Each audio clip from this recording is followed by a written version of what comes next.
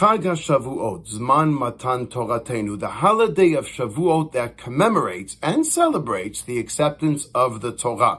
Chazal explain an interesting thing. They say that always, consistently, the Parsha of Bamidbar always needs to be read before the Chag of Shavuot, before this particular holiday. And the question is why?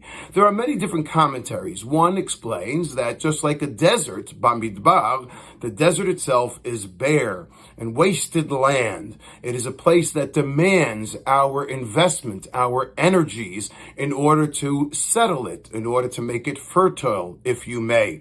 So too the Torah is the same. It was given in a barren, wasted desert land, and demonstrating to us that we also require proactive energy, proactive earnestness in order to nurture a relationship with God and in order to ultimately seize and command an understanding, an appreciation, and a commitment to the Torah itself. But I'd like to offer the following two perspectives that demonstrate the significance of the desert as well and of Zman Matan Toratenu, the time of us accepting the Torah.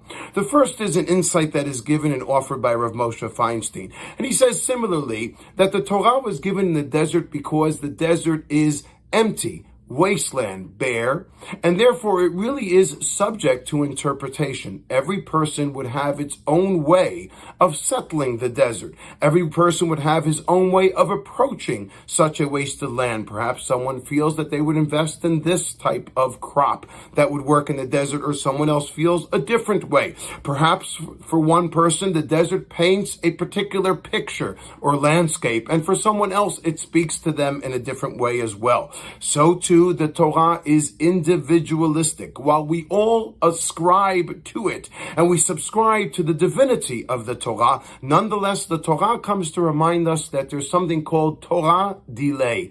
It's my Torah. There are different aspects of the Torah that speak to me that might not speak to someone else.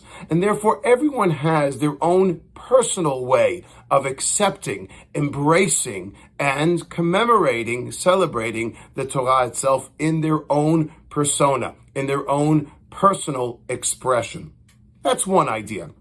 The second idea I want to share with you is as follows, and it's very, very important for us to understand. The truth is that there really is no specific time ascribed to the acceptance of the Torah. In fact, even in the Talmud, there's a machloket, an argument amongst the rabbis when the Torah was given.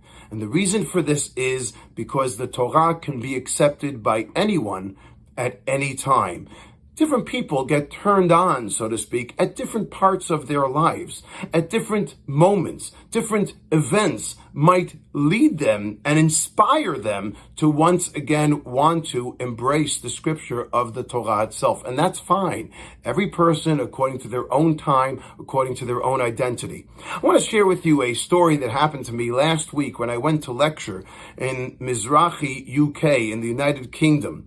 A student of mine who I hadn't seen for many, many years, who I know has had challenges in his life, both in terms of his first marriage. Now, thank God, he got married a second time, and he's had various challenges, and he certainly, so to speak, left observance for a long period of time, and now he finds himself once again returning and embracing observance once again. And he came to see me on that day and to listen to one of the shiurim, the lectures that I gave.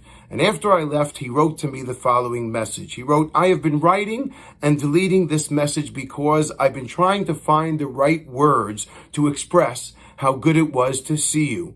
You should know, again, that my new desire to want to learn Torah again all stems from the year I spent with you in yeshiva 20 some odd years ago.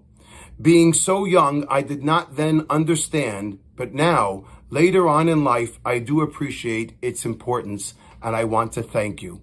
This is why the Torah is not ascribed a specific time, because it speaks to people in different ways, and it speaks to people at different segments and at different stops along the course of their lives as well. And that's fine. That's the beauty of the Torah. Ki hem chayenu va'orech yameinu. Eitz chayim hi la machazikim ba. A tree of life that follows our life, that directs our lives, and that some people might embrace it at an earlier time and some people at a later time, some people in this way and some people in that way.